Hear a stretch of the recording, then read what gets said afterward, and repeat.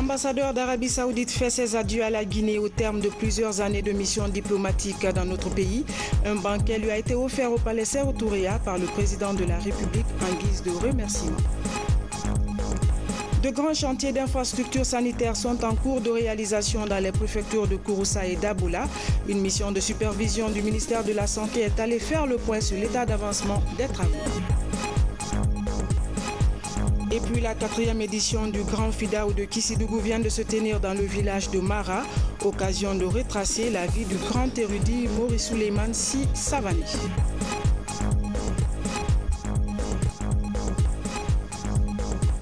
Mesdames et messieurs, bonsoir. Avant de développer ces titres, ce décret D 2018-057 PRG-SGG portant nomination du président du conseil d'administration de la société de gestion de l'aéroport de Conakry, Sogiag. Le président de la République décrète, article 1er.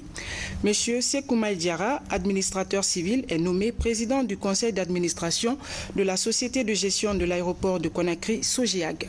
Article 2. Le ministre d'État chargé des Transports, le ministre de l'économie et des finances sont chargés, chacun en ce qui le concerne, de l'application du présent décret. Article 3. Le présent décret qui prend effet à compter de sa date de signature sera enregistré et publié au journal officiel de la République. Conakry, le 4 mai 2018, signé professeur Alpha Condé. Décret D 2018-058 PRG-SGG portant nomination du procureur général de la République. Le président de la République décrète, article 1er. Monsieur Mamadi Diawara, doyen des juges d'instruction au tribunal de première instance de Dixine, est nommé procureur général en remplacement de monsieur Mandjour Chérif. Article 2. Le présent décret qui prend effet à compter de sa date de signature sera enregistré et publié au journal officiel de la République. Conakry, le 4 mai 2018, professeur Alpha Condé. Et puis la session ordinaire du Conseil des ministres s'est tenue ce vendredi à la présidence. Plusieurs sujets d'intérêt national étaient à l'ordre du jour. Le Conseil a notamment examiné la question du respect du genre dans les politiques sectorielles et dans les projets de loi du pays. Compte rendu Bernard Tanguino. À Sékou Touré, la question du respect du genre inscrite en première ligne de la communication du chef de l'État. Professeur Alpha Condé invite le gouvernement à veiller à la dimension du genre dans l'exécution des politiques sectorielles et dans l'adoption des textes de loi. Au titre du premier point de l'ordre du jour, Monsieur le Président de la République a invité le gouvernement à plus de vigilance sur la prise en compte de la dimension genre dans l'adoption et la mise en œuvre des politiques sectorielles et lors de la conception des textes de loi et règlements. Le Président de la République a demandé au gouvernement de veiller à mettre systématiquement en place des commissions interministérielles pour la préparation des textes de loi impliquant plusieurs secteurs d'activité.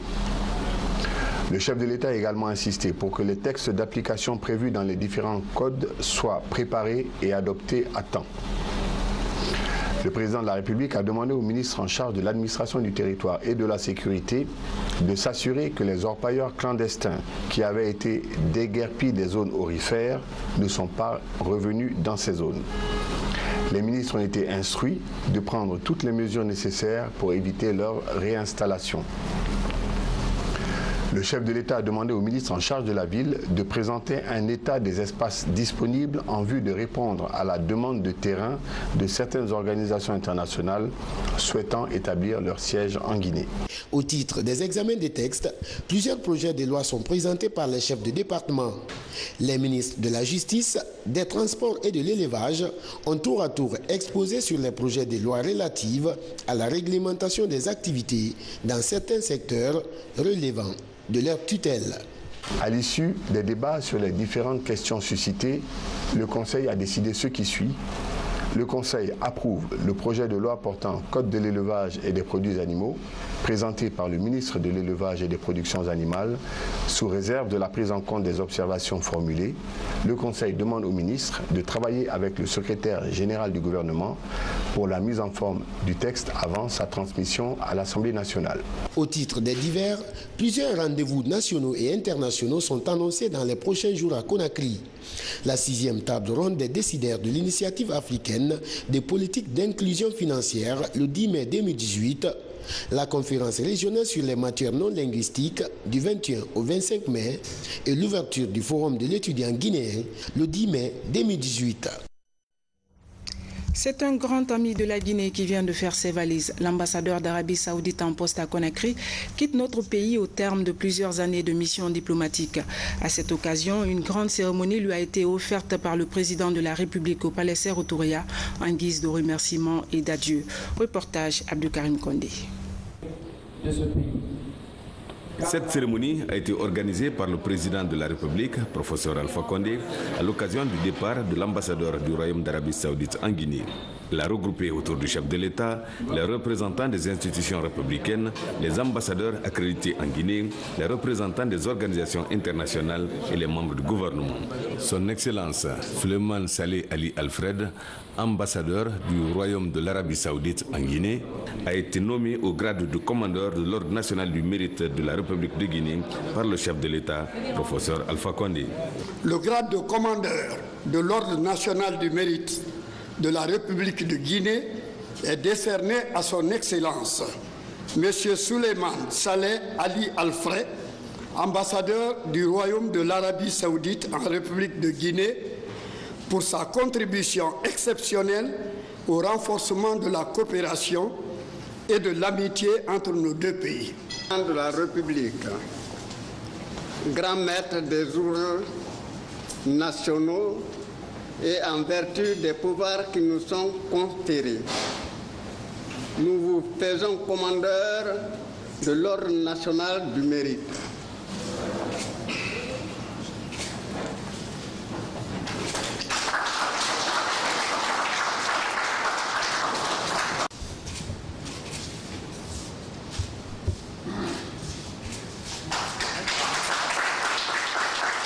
Son Excellence Souleymane Saleh Ali Alfred, ambassadeur du Royaume d'Arabie Saoudite en Guinée, a remercié le président de la République et le peuple de Guinée pour leur soutien pendant son séjour dans notre pays.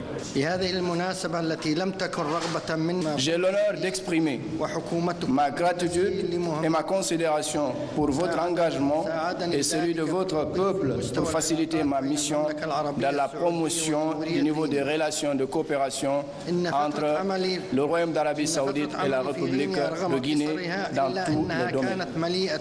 La période de ma mission en Guinée, malgré sa brièveté, a été pleine d'actions visant le raffermissement des relations fraternelles entre les deux pays dans plusieurs domaines et j'ai réussi à réaliser plusieurs étapes fructueuses dans le domaine des relations et liens fraternels.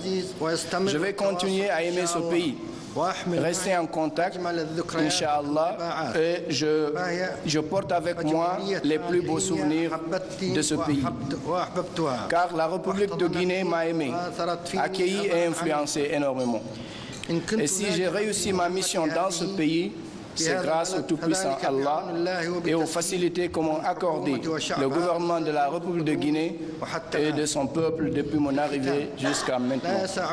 Excellence, Monsieur le Président de la République, Mesdames et Messieurs, je ne saurais terminer sans remercier mes chers collègues ambassadeurs des pays accrédités en République de Guinée, car nos relations ont eu un impact positif sur la réalisation de nos objectifs. Je vous souhaite, Excellence, Monsieur le Président de la République, plein de santé et de bonheur, et à votre peuple et votre pays hospitalier, plus de stabilité, de progrès et de prospérité. Le président de la République, professeur Alpha Condé, a salué l'effort fourni par son Excellence Souleymane Saleh Ali Alfred, ambassadeur du Royaume d'Arabie Saoudite en Guinée, pour le renforcement des relations de coopération entre les deux pays.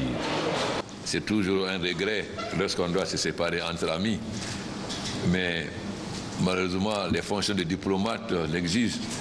C'est que vous venez au moment où on s'habitue, on se connaît bien, mais nous devons reconnaître que sous ce jour ici, les relations entre la Guinée et l'Arabie Saoudite se sont beaucoup renforcées. J'ai effectué plus de 4 voyages en Arabie Saoudite. J'ai fait 2 fois la Oumra et aussi le pèlerinage. Et lors de mon dernier séjour, j'ai eu le plaisir, exceptionnellement, le prince héritier m'a ouvert la Kaaba, ce qui est exceptionnel. Donc, j'ai pu prier à l'intérieur de la Kaaba, ce que beaucoup de gens n'ont pas accueilli et qui n'auront jamais de leur vie. Et tout ça, il a été pour quelque chose et il m'a toujours accompagné pendant tous ces déplacements. Partout où il sera, il faut qu'il sache que le peuple de Guinée reste son ami et nous n'oublierons pas son passage ici. Nous resterons tous des amis et il sera toujours l'ami du peuple de Guinée. Donc je lui souhaite le bon retour et tous mes vœux l'accompagnent dans ses futures fonctions. J'espère qu'il aura l'occasion de venir en Guinée en touriste. Merci beaucoup et à très bientôt. La Guinée et le Royaume d'Arabie Saoudite sont deux pays liés par l'histoire depuis les premières heures de l'indépendance. Ce vendredi, le président de la République s'est acquitté de ses obligations religieuses à la grande mosquée de Kébeya. Professeur Alpha Condé a mis ce moment de piété à profit pour appeler les Guinéens à renforcer la cohésion sociale. Sanasikita. La mosquée Kébeya. Elle accueille le président de la République et sa délégation pour la prière de ce vendredi 4 mai 2018. Nombreux sont les fidèles musulmans qui ont grossi les rangs de cette prière. L'imam de cette mosquée, située au quartier Koléa, a dans son sermon loué les efforts sans cesse fournis par le président Alpha Condé en Guinée, dans le but d'améliorer substantiellement les conditions de vie et de travail de l'ensemble des Guinéens. Andi mansa tando la banda kanke dina tiri andi mansa tando alladhi walla alayna khiyarana mansa menka annamo bere men kota ko che an kuna mansadi no professeur Alpha Condé di andi mansa ni tando mansa men ko ke mansadi kabla an kuna bada majihi fi sulta anako mansa yala 2010 shahidat jumhuriyatu khini tatawurat wa tanmiya la ginebra yeli ke développement na fi kulli majalati domaine bela denina fi majal al amni nan wada sécurité la andi ala tando sécurité e jamna ro be kono fi majal siyasi nan wada politique ta wanya kany fi majal ziraa nan wada agriculture ro wallahi président baraka rondo fi majal al bina nan wada construction do so men tamini be kay ko baya fe men tamini ro. Donc, logements sociaux, même l'autre dit, ni beken mansa beda ni telero. Andi mansa tando, mansa menka mansa ni ke la Guinée la mansadi. Kanema amma, banne jamana ko den hake me yama. Wallahi totala hake wul ke do anie. Nan nada santé la. Donc allez tiate, an ko yen télévision na be ko ye. Kullu hafi majal siha amma. Nan nada santé la santé publique.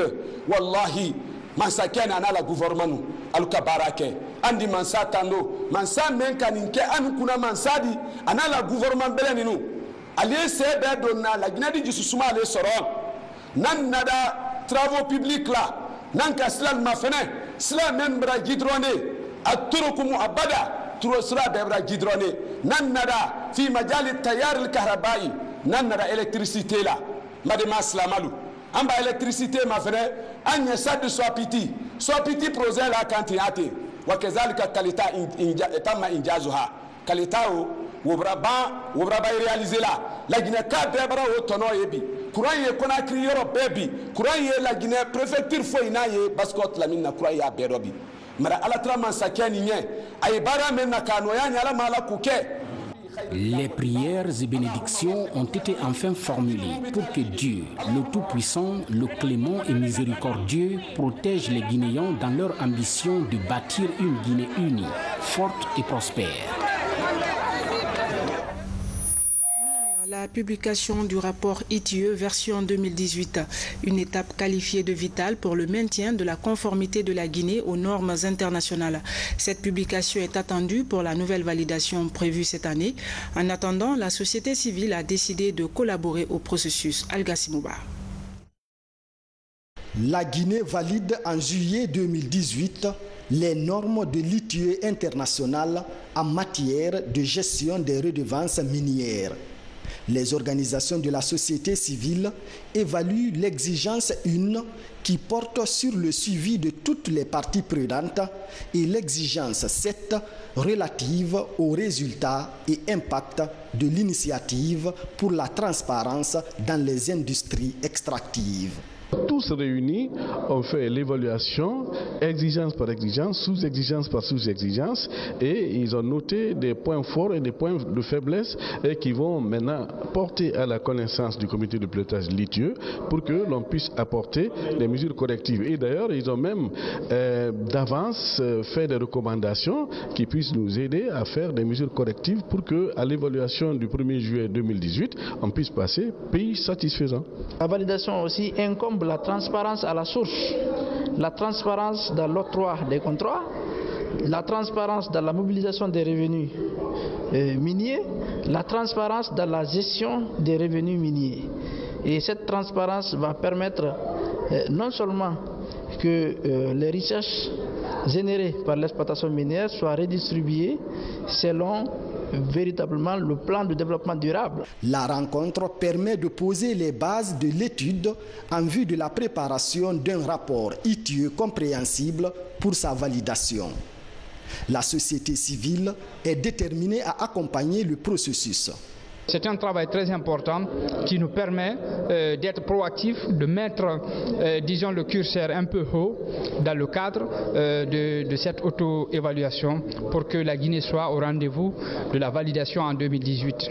Cette nouvelle validation concerne tous les pays membres de l'ITIE international. Elle s'effectue tous les 3 ans conformément aux nouvelles normes de 2016. Cette norme est plus contraignante et doit fournir de façon plus détaillée les informations nécessaires à la transparence dans les industries extractives. Agriculture. Dans la région forestière, les préparatifs de la Journée nationale des producteurs vont bon train. L'objectif de cette rencontre est de jeter un regard rétrospectif sur les acquis, dresser les défis et esquisser de nouvelles perspectives de développement rural. Reportage Fodé Camara, Nabi Camara. Nzérékouré s'apprête à accueillir les 12 et 13 mai les journées nationales du paysan. Sous l'égide du ministère de l'Agriculture, ce forum du monde rural vise à renouveler le pacte scellé entre le président et les paysans en 2011, mais aussi ouvrir une plateforme d'échange direct entre le professeur Alpha Condé et les producteurs. Je le dis au nom de l'autorité régionale, Nzérékouré, à l'heure où je vous parle, est prête à tenir les journées paysannes en région forestière. Cette commission me permet de dire à haute et intelligible voix que l'arrivée du chef de l'État est attendue à Nzérékouré. Le mouvement de soutien au chef de l'État organisé tout dernièrement prouve éloquemment que cette population adhère totalement à la politique du président professeur Alpha Condé. Autre résultat attendu de cette journée, rappeler les grands enjeux économiques de la promotion des cultures agro-industrielles en faveur de l'employabilité des jeunes et la lutte contre la pauvreté en milieu rural, une dynamique soutenue par l'initiative présidentielle d'appui au développement rural. Dans le cadre de l'initiative présidentielle, l'année passée, j'ai eu la chance de payer pour 3 hectares. Les 3 hectares là, tous ont été plantés. Vous-même, vous voyez le domaine occupé et il y a des domaines réservés aussi. Dans la région forestière, l'initiative présidentielle d'appui au développement rural se matérialise par la promotion de 2 cultures stratégiques, le café et surtout le cacao. Là-dessus, comme leurs voisins ivoiriens, les paysans des grands bassins de producteurs de la forêt commencent à disposer de nouvelles plantations de cacao Mercedes. Des milliers d'hectares qui seront une source de revenus pour les producteurs et un facteur de redynamisation de l'économie nationale et d'équilibre de la balance commerciale. Kouroussa et Dabola, les 2 localités enregistrent de grands chantiers d'infrastructures sanitaires. Une mission de supervision du ministère de la Santé a visité les établissements en réhabilitation. Elle a profité pour recenser les équipements en manque dans ces structures sanitaires. Reportage à Diatou Bari. Sur cette place publique du district sanitaire de Kouroussa, le ministre est à l'écoute des besoins de santé des populations. Parmi les doléances posées, la subvention des centres de santé, la rénovation ou la reconstruction de cet hôpital préfectoral qui date du plan triennal. Cependant, la localité déplore le manque d'appareils d'échographie et d'anesthésie dans l'établissement sanitaire. Vous avez demandé un appareil d'anesthésie. J'ai le plaisir donc de vous informer qu'en ce moment même, il y a donc un appareil qui est en train d'être assemblé pour l'hôpital préfectoral de Kouroussa. Monsieur le ministre, votre engagement pour le relèvement de notre système de santé n'est plus à démontrer. L'équipe du district sanitaire de Kouroussa, par ma voix, vous rassure donc de vous accompagner dans votre noble mission. Cet appareil d'anesthésie annoncé, le voici dans les locaux de l'hôpital préfectoral de Kouroussa.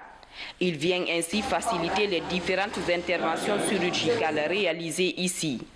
Avec une capacité de 65 lits d'hospitalisation, l'hôpital compte 4 services dont le plus fréquenté est la maternité en rénovation. Tout comme ce service, l'hôpital préfectoral de Dabola est en chantier depuis 2015. Sur le site du chantier, 13 bâtiments sont déjà achevés. Pour ce qui a été fait, nous avons tous eu l'occasion de voir le travail ensemble. C'est du travail de qualité. Ce que nous avons vu ici, une fois fini, franchement, cet hôpital, quoique préfectoral, sera en mesure d'offrir un paquet de soins théoriquement d'un hôpital régional. En attendant la remise des nouvelles infrastructures, les prestations de soins continuent de se faire dans les anciens établissements. Le paludisme reste pour l'instant la pathologie la plus dépistée et prise en charge dans la formation sanitaire. Au niveau du laboratoire, de nombreuses analyses biomédicales sont effectuées. La charge virale pour les 135 personnes testées séropositives de VIH-Sida sous traitement antirétroviral est aussi réalisée. Et puis la protection des enfants contre les dangers de la soude caustique. C'est un plaidoyer de la Fondation Terre des Hommes. L'ONG appuie les autorités sanitaires guinéennes à adopter une stratégie efficace dans cette lutte. Le point avec Habib Thiam. Du début du mois de janvier 2018, à nos jours, nous avons enregistré 25 cas d'injection accidentelle de la soude caustique. Derrière ce chiffre se cachent des centaines de cas liés à l'ingestion de la soude caustique en Guinée. Cette urgence sanitaire qui mobilise les décideurs, les acteurs sociaux et professionnels de santé est inscrite au nombre des activités de la Fondation Terre des Hommes, une ONG particulièrement vouée à la cause des enfants. Terre des Hommes travaille ici en Guinée depuis une trentaine d'années, notamment dans le domaine d'un programme que nous appelons de soins spécialisés à destination d'enfants gravement malades ou gravement accidentés. Et nous avons constaté que très régulièrement nous étaient référés des enfants atteints de sténose caustique de l'œsophage. Donc c'est ainsi que nous avons été interpellés et qu'en 2014 nous avons pu capter un petit financement au niveau de la mairie de Victoria en Espagne qui nous a appuyés pour entamer de grandes campagnes quand même de prévention et la mobilisation, la création de groupements communautaires de femmes utilisatrices de soude caustique. Les femmes qui se sont adonnées à cette activité, qui est devenue maintenant une activité vraiment de pratique à l'intérieur du pays, je leur demande d'être prudentes. La vigilance de la société, mais aussi et surtout une préparation en amont est nécessaire pour contrer le fléau. Un pari pour les pouvoirs publics qui optent pour la déconcentration de certains services spécialisés en santé vers l'intérieur du pays. Parce qu'il est impensable que quelqu'un quitte à des milliers de kilomètres de Conakry pour venir tout simplement pour faire un petit contrôle de son diabète ou alors de faire un contrôle au niveau de son cœur par une échographie cardiaque. Il est impensable aussi que certaines pathologies ne puissent être prises en charge dans le cadre de la chirurgie pédiatrique, par exemple, à l'intérieur de la Guinée. Quant au problème de la soude caustique, le principal défi demeure la maîtrise du contenu des cahiers de charges. Les conditions de circulation et d'exploitation du produit sont souvent méconnues ou négligées par les PME évoluant dans le secteur. Pour ceux qui n'ont pas de moyens. Santé toujours avec la célébration en différé de la Journée internationale de lutte contre la tuberculose. Cette année, la cérémonie a été organisée à Kindia. Le programme national antituberculose a rappelé des moyens simples pour être à l'abri de cette maladie. Sam Maratonno. En dépit de tous les efforts du gouvernement et de ses partenaires pour éradiquer la tuberculose, plus de 13 000 personnes ont été dépistées de la maladie en Guinée en 2017. Pour limiter la propagation de cette maladie, les acteurs engagés dans ces combats se sont donné rendez-vous à Kindia. Un cadre propice pour eux de sensibiliser les populations sur les risques liés à cette maladie. Elle vise essentiellement à susciter l'engagement de tous pour mettre fin à la tuberculose, à diffuser auprès d'un large nombre de publics, à sensibiliser un grand public sur les conséquences terribles, sanitaires, sociales et économiques de cette maladie et à laquelle l'Afrique en général et l'Afrique subsaharienne en particulier dans notre pays paie un lourd tribut. Pour la prise en charge rapide des victimes de la tuberculose, le pays s'est doté de 55 centres de diagnostic et de traitement. 335 agents communautaires participent à l'orientation des cas suspects ou au suivi du traitement des malades dans ces établissements sanitaires. Il y a une forte mobilisation des agents communautaires qui ont été formés dans 20 préfectures de la Guinée, n'est-ce pas, pour la recherche, n'est-ce pas, des cas présumés, la recherche des perdus de vue, ensuite la prise en charge communautaire des malades tuberculeux par ces agents communautaires. Autres participants à cette célébration, les guéris de la tuberculose et les personnes en phase finale de traitement. Ils sont venus témoigner de la prise en charge dont ils ont bénéficié. Des sketchs sur les symptômes et la gratuité du traitement de la tuberculose sont présentés au public. Moi, j'ai été victime de cette maladie. Bon, le début, je suis allé au centre de santé de Damakania pour faire les examens. J'ai fait mes examens, bon, ils ont trouvé cette maladie sur moi, soit disant que ouais, je suis atteint de la tuberculose. Bon, ils m'ont prescrit des médicaments et ils m'ont donné des médicaments à prendre. En guise d'encouragement, des guéris et malades de la tuberculose reçoivent des vivres et des savons de plan international. Une manière pour cette institution de témoigner de sa solidarité à ces personnes. Voilà. Éducation. Alors que les cours ont connu des perturbations cette année, le ministère de l'enseignement préuniversitaire décide de maintenir les dates des examens scolaires. Le département a organisé à cet effet une rencontre d'échange pour plancher sur la stratégie à mettre en place. Reportage Mamaïsata Kamara. Qui veut voyager loin ménage bien sa monture, dit-on. À quelques semaines des examens nationaux, les cours de rattrapage se multiplient dans les établissements publics. Au lycée 2 octobre de Conakry, élèves et enseignants sont de plus en plus motivés à achever les programmes avant le jour J. Ce que j'ai à dire à mes amis candidats du baccalauréat, même du baccalauréat, que ce soit du baccalauréat, de l'examen ou du brevet, c'est de fournir beaucoup d'efforts cette fois-ci. L'année passée, il y avait eu beaucoup d'échecs. Comme il y avait eu beaucoup d'échecs là, fournissons l'effort pour que l'année là, que nous ayons beaucoup de pourcentages. Cette année, plus de 450 000 candidats affronteront les examens nationaux.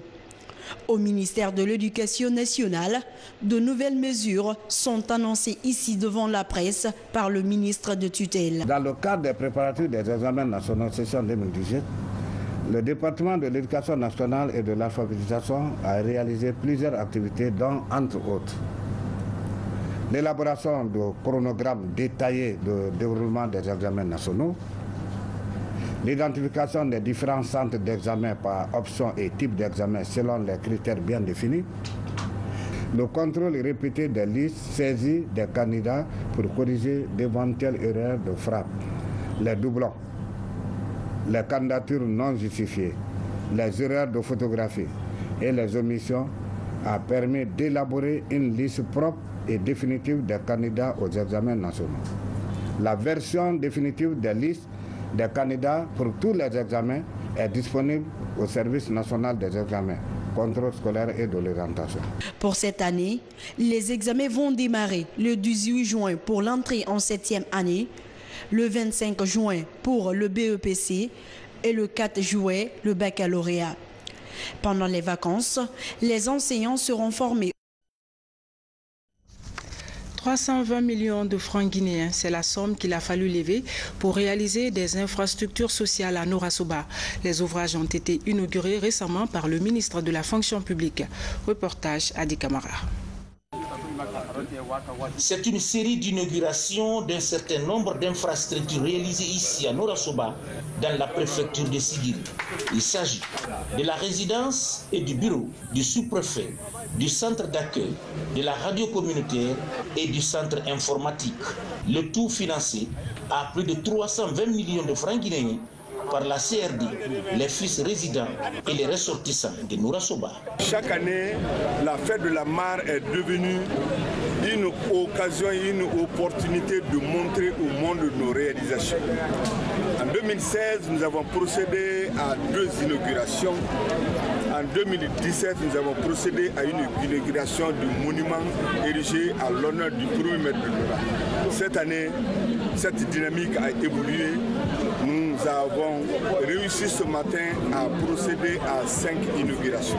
Aujourd'hui, Norasoba est la capitale culturelle de la Guinée. Norasoba s'agrandit et les besoins deviennent de plus en plus pressants. C'est pourquoi il est temps de privilégier la construction des infrastructures socio-éducatives, rapprocher l'administration des administrés, cultiver l'esprit du dialogue et promouvoir la participation active au développement local. Nous, UNICEF, au nom du système des Nations Unies, nous allons être présents aux côtés des communautés de Norasoba, aux côtés de tous les autres partenaires, aux côtés des fils et des filles de Norasoba, pour faire en sorte que le défi de développement local puisse être relevé et que nos populations puissent être fières de ce que nous sommes en train de réaliser aux côtés d'elles. La décentralisation, comme l'a prôné le président de la République, le professeur Alpha Condé, va permettre que les populations installent le développement à leur propre niveau, qu'ils n'attendent pas que le développement arrive. Alors ça, c'est un bel exemple pour toutes les communautés, pour faire comme Norasoba, parce que je vous précise que toutes ces installations sont financées sur fonds propres des populations et des ressortissants.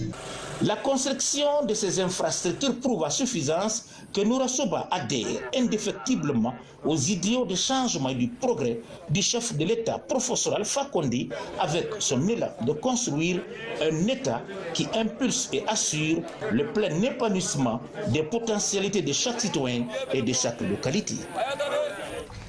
À Komodou, dans la préfecture de Kankan, 11 districts bénéficient cette année encore d'intrants agricoles. C'est un geste de Dr Moussa Konaté, un des fils du terroir. Une belle initiative accompagnée de jeux de maillots et autres accessoires pour les jeunes de la localité. Reportage Cheikh Sanoussi Sanko. Ce retour à la source pour porter assistance aux parents est devenu pour cet homme une tradition. Dans son village natal à Komodou, situé à 95 km de Kankan, les 11 districts de la sous-préfecture bénéficient tous les ans de ses faveurs. Cette année, en plus des intrants agricoles qu'il distribue régulièrement, des articles comme des ballons de football et autres ont grossi le lot de chaque district.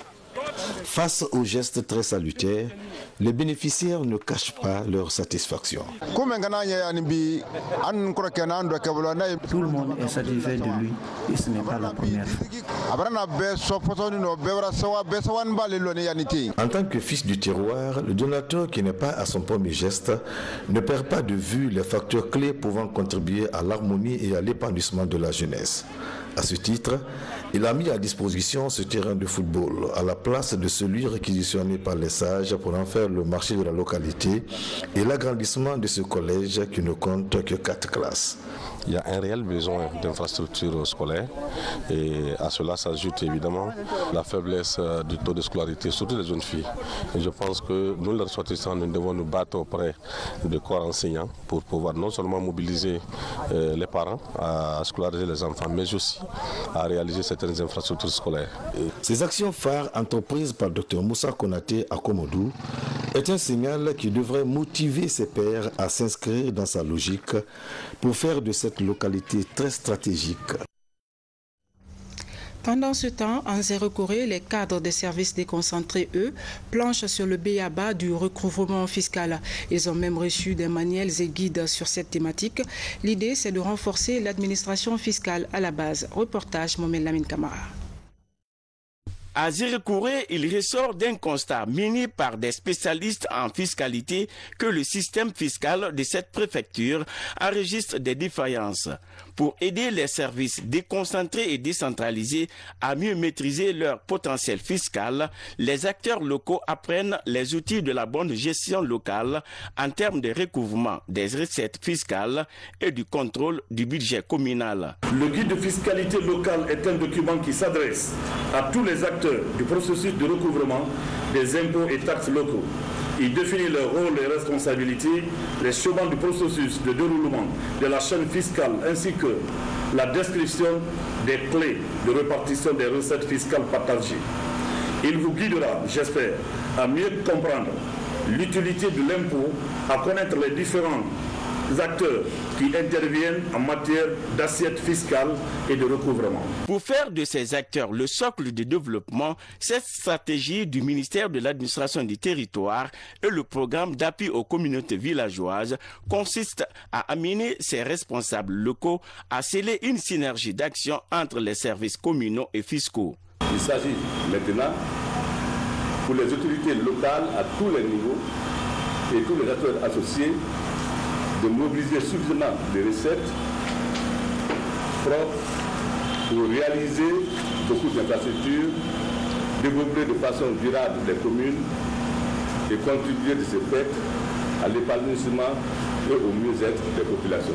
Cette rencontre des Zéro-Corée constitue un des axes majeurs posés par les autorités en charge de la décentralisation. À travers des guides de fiscalité et de recouvrement des recettes, les acteurs sont engagés à prendre réellement en main la gestion des affaires publiques dans leur localité. Jeunesse et numérique, les jeunes Guinéens ne veulent pas rater cette 4e révolution. À la Blue Zone de Dixine, une compétition a permis de déceler quelques petits génies en matière d'informatique. Et c'était en présence de notre reporter Sédou Bandiaï. Le Lab francophone est une compétition initiée par Saboutek en collaboration avec l'Organisation internationale de la francophonie. Elle a mis en compétition au départ plus de 350 jeunes diplômés. Après un test, 9 groupes constitués de 50 personnes ont été retenus pour défendre leur projet de développement durable. Ce concours a pour objet en fait de permettre à des informaticiens, à des électroniciens de venir en appui aux politiques de développement durable du pays par la proposition donc de solutions, d'objets connectés pour répondre aux problématiques du développement durable.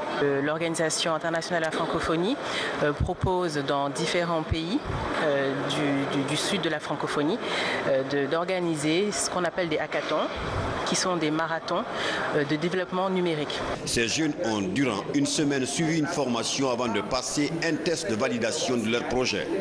Des projets théoriquement et pratiquement défendus devant un groupe de jury.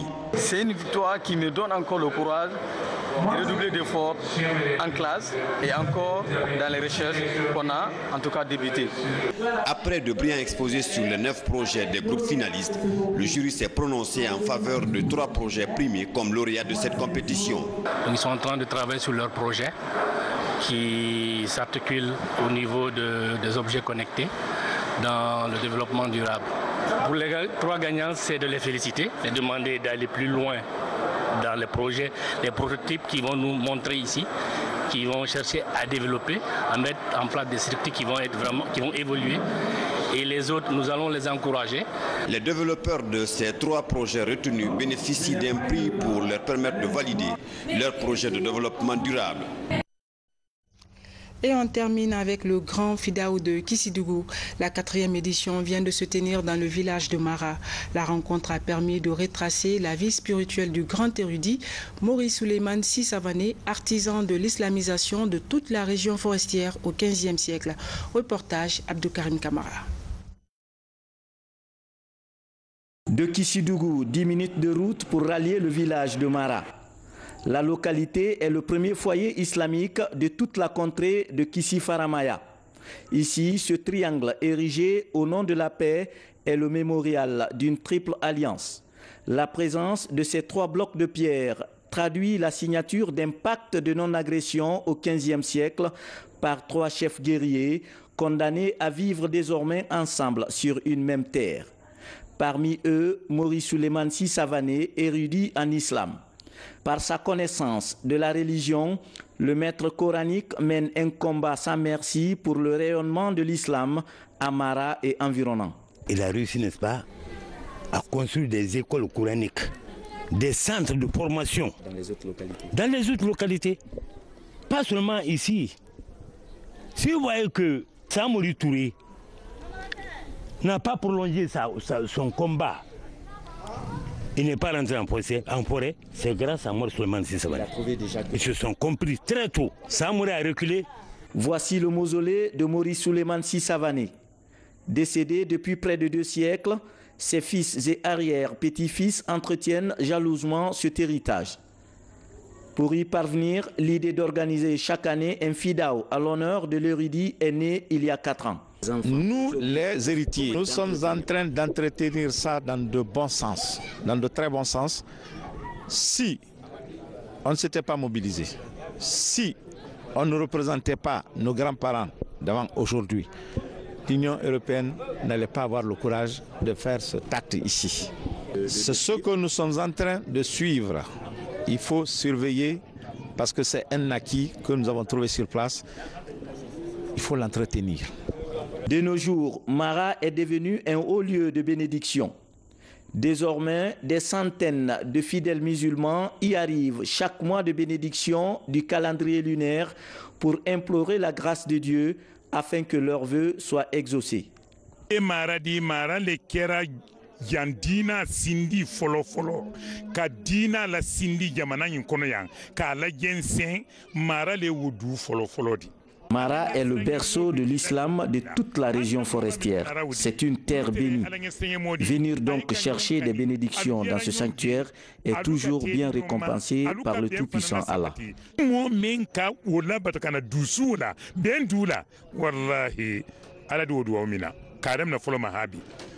Qu'on soit 2, qu'on soit X, il faudrait qu'on ait ça en tête en disant que notre bien commun, c'est la Guinée. Notre bien commun par rapport à Farana, c'est notre région. Notre bien commun par rapport à Mara, c'est notre village Mara. Donc, nous devrions nous engager dans la voie de la cohésion sociale, dans la voie de la paix, dans la voie du pardon réciproque, à le fait d'atteindre les objectifs d'une paix durable parce que nous aspirons au développement. Or, il n'y a pas de développement sans paix. Et pour la continuité, la descendance de Maurice Souleymane Sy Savané nourrit l'ambition de construire à Mara une grande école coranique. Une manière pour elle de rassembler par la religion tous les fils de Kissi Faramaya. Avant de refermer ce journal, je reviens sur ce décret dès 2018-057 PRG-SGG portant nomination du président du conseil d'administration de la société de gestion de l'aéroport de Conakry, Sogiag. Le président de la République décrète, article 1er. Monsieur Sekoumaï Diara, administrateur civil, est nommé président du conseil d'administration de la société de gestion de l'aéroport de Conakry, Sogiag. Le ministre d'État chargé des Transports, le ministre de l'Économie et des Finances sont chargés, chacun en ce qui le concerne, de l'application du présent décret. Le présent décret, qui prend effet à compter de sa date de signature, sera enregistré et publié au journal officiel de la République. Conakry, le 4 mai 2018, professeur Alpha Condé. Décret D 2018-058 PRG-SGG portant nomination du procureur général. Le président de la République décrète, article 1er. M. Mamadi Diawara, doyen des juges d'instruction au tribunal de première instance de Dixine, est nommé procureur général en remplacement de M. Mandiour Chérif. Article 2. Le présent décret, qui prend effet à compter de sa date de signature, sera enregistré et publié au journal officiel de la République. Conakry, le 4 mai 2018, professeur Alpha Condé. Voilà, mesdames et messieurs, c'est la fin de ce journal. Je vous remercie de votre aimable attention. Excellente soirée en compagnie de nos programmes. Bonsoir chez vous.